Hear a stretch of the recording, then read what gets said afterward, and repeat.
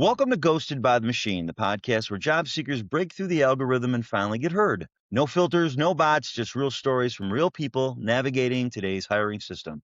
I'm your host, Mark Lane, and today we're giving the mic to someone whose work has always centered around people, specifically patients. Danielle is a patient-centric strategist who has built her career helping organizations design better experiences, clearer communication, and more human systems. Now she's navigating the job market herself. Danielle, welcome to Ghosted by the Machine. Hi, Mark. Thanks for having me. I'm excited. Well, before we get into the heavy stuff, tell us a little bit about yourself. What's your professional background and what role you've been looking for since you have been on this job journey? So I'm a healthcare marketing strategist, like you mentioned, but I'm someone who decided that I needed more than one master's degree. I originally got my master's in public health with a concentration in health behavior and health promotion. And then I went right into my MBA focused on healthcare marketing and strategy. And I'm also deep into doctoral level work around health literacy right now. So I live at this intersection of science, storytelling, and systems thinking.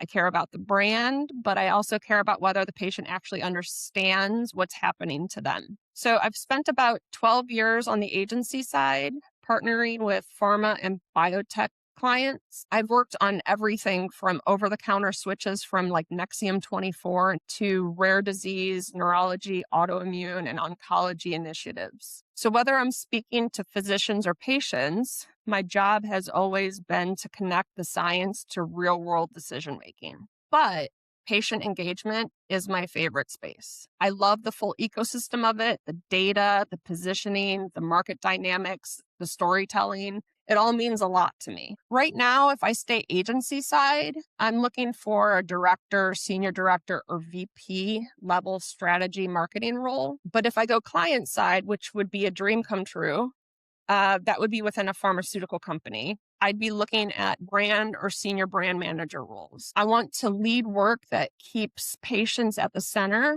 while driving smart, measurable growth. Something where I can lead teams, connect the healthcare provider, the patient, commercial strategy, and then move those brands forward without losing sight of the human being on the other side of the prescription that they're being given. And the job search. Wow, that has been humbling. It's been so very humbling. Some days I feel like a powerhouse, like I can take anything on. And then other days I'm refreshing my email like it's a slot machine in Vegas, just waiting for those next steps or even an offer letter. That would be great. But this whole job search has stretched my resilience. But it's also clarified who I am. I'm not looking for just a job. I want to lead meaningful work. Always put the patient at the center. So, speaking of slot machines, when it comes to AI and automated hiring, do you feel it's helped or hurt you or maybe even made you feel invisible at times? Oh, wow. So I have a love-hate relationship with AI. I'm pro AI for personal use. I use it in my own work. I think it's a powerful tool when it enhances the strategic thinking. It can't replace it, though.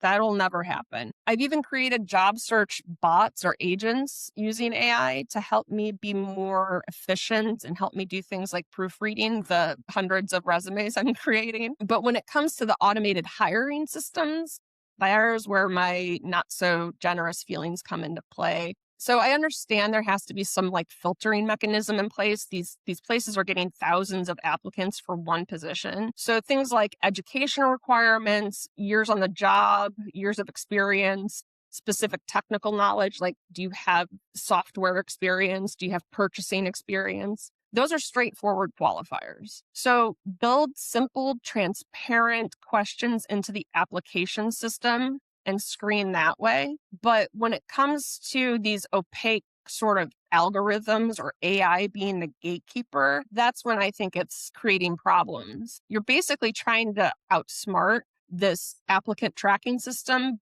but we're not given the knowledge of what that target is. So at that point, I'm wondering, is the company hiring the right person for the role?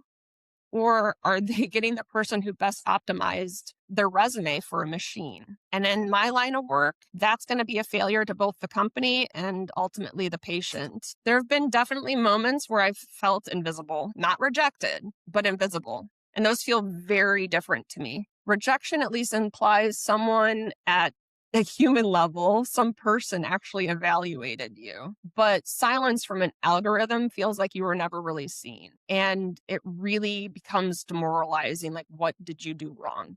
And that emotionally can wear on you, especially when you know the depth that you bring. I bring things like leadership, integration, and across teams, patient centered strategy. These things don't always translate into keyword density. And being screened out when I know I'm a great fit for the role it hurts. So I think AI should support human judgment, never replace it.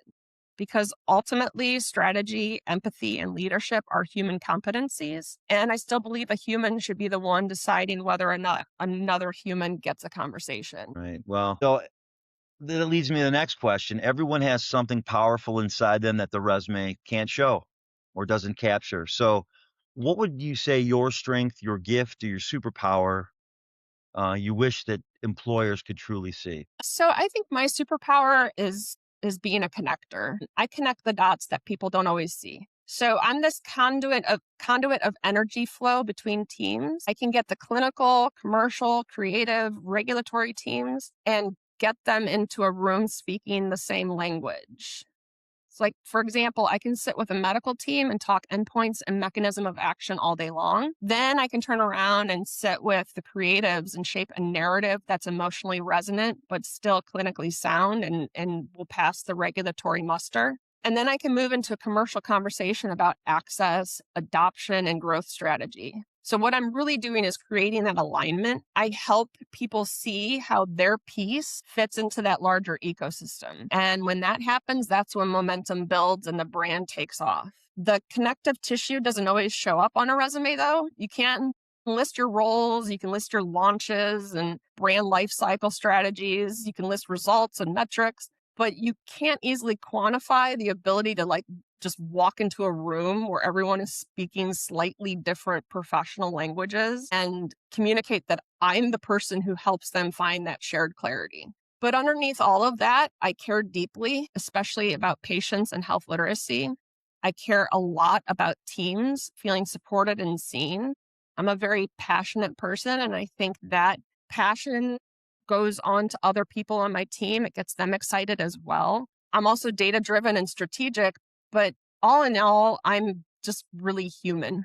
I really care about other people and how we interact with each other. But to kind of sum it all up about this connective tissue and conduit to energy flow, I could take a 60-page dense clinical paper and bring it to the dinner table and translate that complex science into something that your mom, your teen, your spouse, anyone could understand. Not because I'm simplifying it, but because I respect the information enough and I respect the patient enough to make it clear. To me, that's part of being the connector. Science shouldn't feel intimidating or distant. It should feel usable. It should feel human.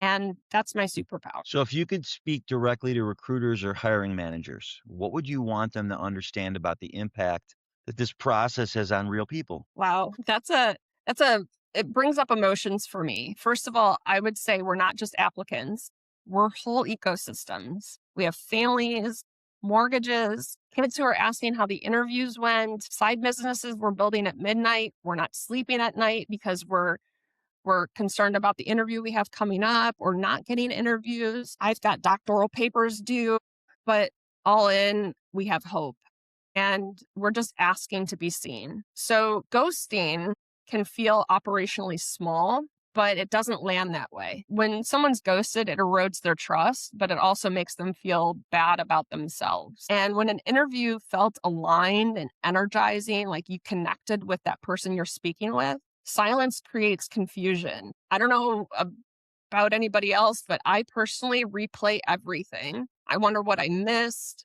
how I misread the room, why they don't even respect me enough to send me a note saying thanks, but no thanks. Look, I don't expect perfection. Hiring is complex, but clear communication, even thoughtful no from someone, preserves our dignity. It reminds people that a human evaluated another human, which is what we're really looking for. And that matters more than the hiring systems account for because behind every resume is someone who's really trying hard to contribute at a high level. We know what we bring to the table. We just need to be given that chance. And sometimes the difference between a rejected candidate and a future brand champion is just how they were treated during that interview. For someone listening right now who feels ghosted, exhausted, or like they're losing hope, what would you tell them from your own experience? First, I'd say you're not crazy. This process can make you question everything: your skills, your instincts, your worth, just what you bring to the table. And it hurts, but rejection is data. Keep that in mind. It's not your identity. I've had interviews where I thought, this is it. This is my team. This is my group. These are my people. And then silence. And I've questioned who I was that day. Like, what did I do wrong? But then I've also had moments where an unexpected conversation, I knew maybe the interview wasn't going to lead to a job offer, but it led to a meaningful connection. And that human that I spoke with then connected me to someone else who thought that I would be a good fit for that role. So what's helped me during this time period of being unemployed is that I keep building while I'm waiting. And I recommend anybody do the same thing. Don't be stagnant. So right now I'm launching a creative studio. I was actually commissioned to do paintings for a gallery. I'm finishing my doctoral work, like I've mentioned. I'm strengthening my network, but I'm learning AI tools because it is unfortunately or fortunately here to stay. So I want to be able to know that the prompts I create are effective. But I'm also refining my voice. I refuse to let this in between phase be stagnation. And here's something I didn't fully appreciate before this season of unemployment. It really does take a village. Networking isn't optional anymore. Sometimes you have to go around that applicant tracking system, not through it. So you got to reach out to people, find the hiring manager, find the HR team who's going to be doing the screening, reach out, reconnect, ask for introductions, be visible, speak on LinkedIn, talk about your situations. I started doing daily, fake Snapple facts on my LinkedIn page, where I make up something that I think is silly, but pass it off as a fact. And then I introduce myself and kind of pull the whole thing together. And then I think that any opportunity today is going to come through people, not through the winning the lottery of beating the applicant tracking system. So basically what I would say to anybody going through this situation right now is just please know that your value is not determined by that applicant tracking system. You only need one room where your experience, your energy, your leadership are seen clearly. And once you get that, when that room opens, once you have that experience, all of this resilience becomes part of your story, not your scar. Danielle, thank you so much for sharing your story and for bringing the human side of the process to the surface. Very inspiring. And if you're watching or listening and thinking, hey, this sounds like me, you're not alone. If you want to tell your story, email me or send me a DM. And if you want to stay plugged into the real stories, real insights, and real humans behind today's hiring system, make sure to follow and subscribe to new episodes, shorts, and conversations every week. And if your organization believes in making hiring more human and wants to support conversations like this, we're currently opening a few sponsorship spots, so feel free to reach out to me. I'm Mark Lane, and this is Ghosted by the Machine. Behind every application, there is a human. Let's make hiring human again. Thanks again, Danielle, for joining us. Thanks, Mark. This was fun. And I